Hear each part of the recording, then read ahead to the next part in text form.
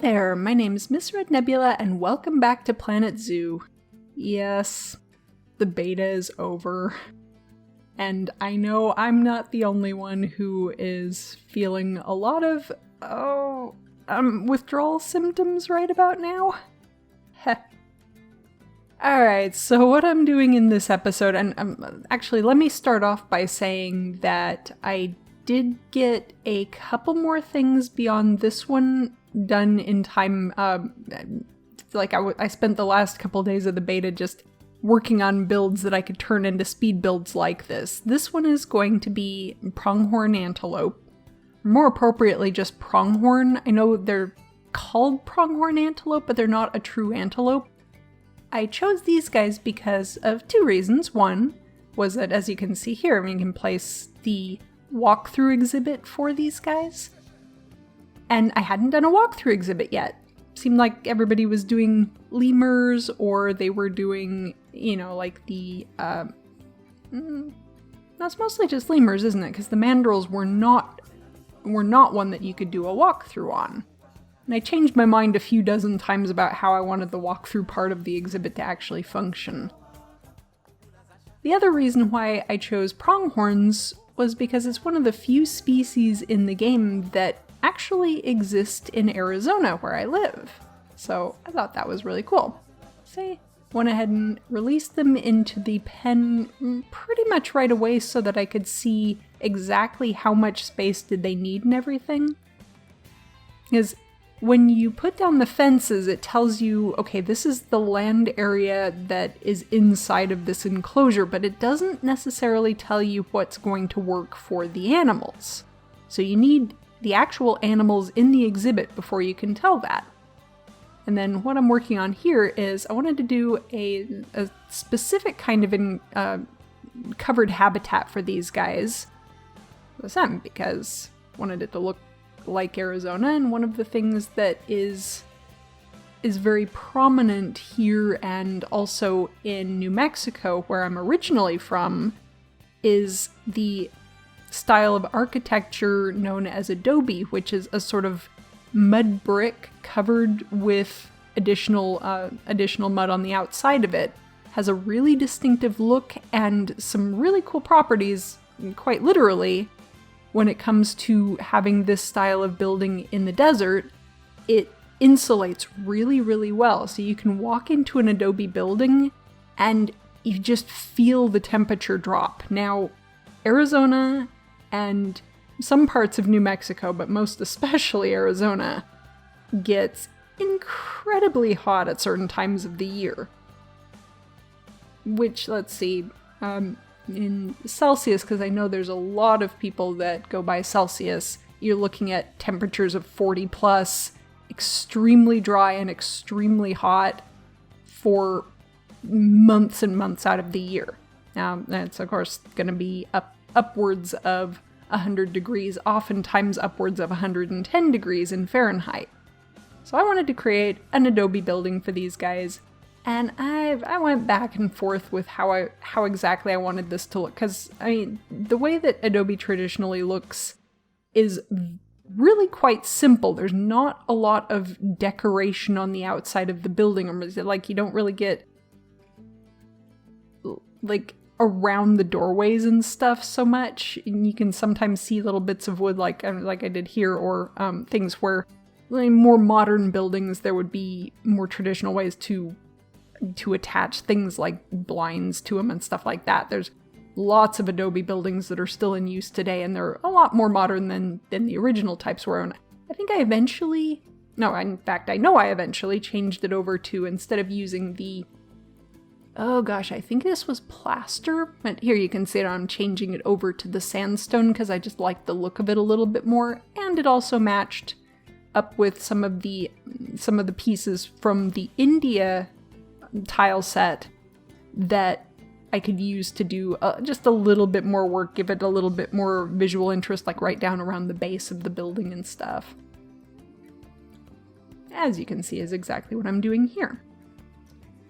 Now, one thing that I realized after I'd already done quite a lot of work on this, and I probably should have checked my actual pronghorns a little bit sooner, but those doorway pieces. Even though the pronghorns are significantly smaller than them, they apparently can't fit through them. So I eventually had to take the front part of the building and change it out so that they could get into it. I left the little door on the side just because I thought it looked nicer that way. And that's more commonly what you would see, is the doors are really relatively small. They wouldn't even have like the stuff going around them like that. I just thought it looked a little bit nicer for the purposes of the build.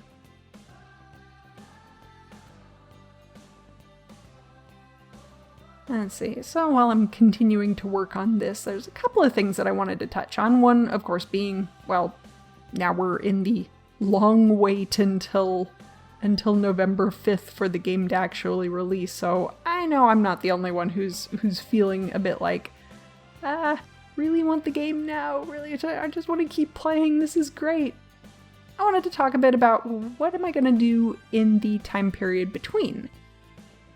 So, for one thing, of course, I've been playing Franbo on the channel here, and so I intend to finish that playthrough. It's really quite, like, some of the chapters are really quite lengthy, so I'm splitting them up a little bit more rather than doing, like, these huge hour-long videos at a time.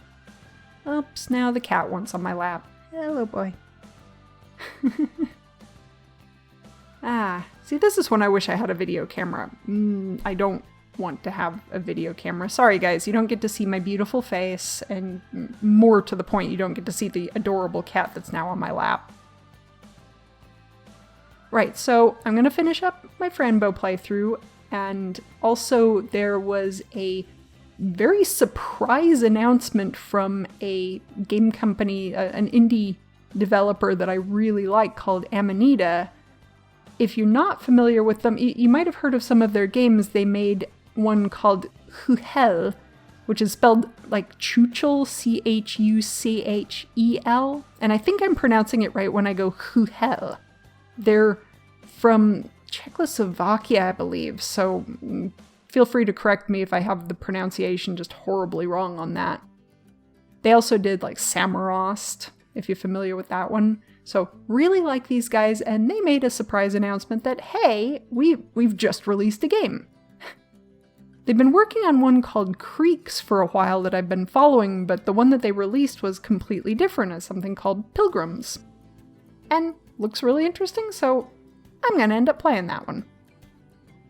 I was also thinking to go back to maybe some Jurassic World Evolution, as I really hadn't played it much since maybe about a month after the release. And I've heard that they've made a ton of changes to it, and a lot of the stuff that was really kind of frustrating me, like the dinosaurs leading very, very short lifespans, was fixed, and that there was a lot more you could do. I might even just jump into Sandbox and turn the death thing completely off, because I like my dinosaurs. If I'm going to sit there and name stuff, it better stick around for a little while. Of course, there's also a lot of talk with the time spans being a little bit off in this game, and they said that they're going to address that. In what way, we have no idea at this time, but really do hope that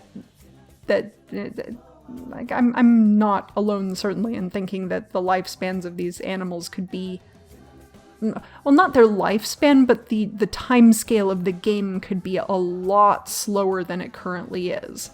Like, if you have an animal in there that lives for just a handful of years, it really got to be a downer for them to just die off all of a sudden.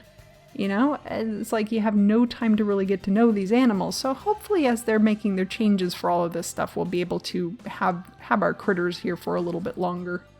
As you can see me struggling with the pathing system, I wanted to have a little bridge over the kind of little river that I put in here.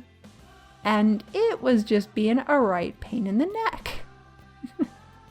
Then at some point here, I think I actually closed out and came back in because it completely bugged out on me and I wasn't able to actually delete any of the fencing anymore. That was weird. I think I reported that bug. I don't even remember if I reported that bug. I reported so many freaking bugs. which is what a beta is for, so that's a good thing, not a bad thing. I was also setting up so that I could have my researcher over here, because I realized something about the veterinary research that I should have realized before, and if you guys don't know this too, it would be useful for you to know, is when you have a mechanic doing research, all you need is the mechanic, a workshop, and then a staff room for them to go take their rest breaks.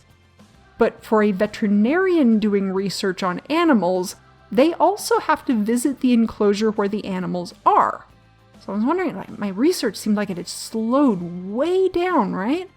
And the reason for that was because my poor researcher was having to walk all the way across my park to go visit the wolves, and then all the way back across my park to be able to do her research. So I put a little research station right over here, which is between, this is the pronghorns here, the wolves are just over from this exhibit, and suddenly my veterinary research started going way, way quicker. As you can see, I'm just doing some rock work around the water. They ended up having some trouble getting down to the water, so I eventually also ended up just putting in one of the little water spigots in there for them so that they didn't, die spontaneously. I did want to make a little more complicated bridge, but A, I forgot, and B, well, I really wouldn't have had much time to do it anyway, and it's going to be so much more that we can do when we just don't have that time limit of being limited to the beta. Put some plants and stuff in here. A few of them aren't quite the plant, like these ones are fine, but these guys didn't have the desert biome as part of their thing, and I put in a couple of desert plants because that's just how this ended up looking. It seems like you can put in just a few plants that don't strictly belong with the animals, and they do just fine with it. Alright, so we're coming to the end of this, and this is going to be some beauty shots of the pronghorns in their exhibit, and people all walking through, and it seems like this was a pretty successful one. I know it's not like super complicated or anything, but I really like that we have the ability to do these walkthrough exhibits. I think that that's such a cool touch, and some of the stuff I've seen people doing with them so far is incredibly clever, and have I gushed lately about how much I love this game? This is just an incredibly cool game. In any case, here's my pronghorns, and aren't they not just absolutely beautiful? Just a very cool animal, and I'm kind of surprised that they made it so that you could do walkthrough exhibits with these guys, since they're just so shy normally. But, I'm not really gonna complain or anything as long as people don't start chucking hamburgers at them to try to get them to eat that or anything just absolutely untoward like that. And of course, I also just wanted to make sure that they had a really good kind of covered habitat where they could get away from people, because I did notice that their stress level did go up fairly rapidly as they were interacting with the people out there, and they'd come back into their little enclosure and have a nice little rest afterwards, and they'd be right back to being happy again. So it all worked out nice. Alright, so that's it for this one. Feel free to like or comment, and if you want random updates from my little world of art and gaming, subscribe. If you enjoy what I do and are interested in supporting the channel, check out my Patreon. A big thank you to my current patrons. That's all for now. Bye!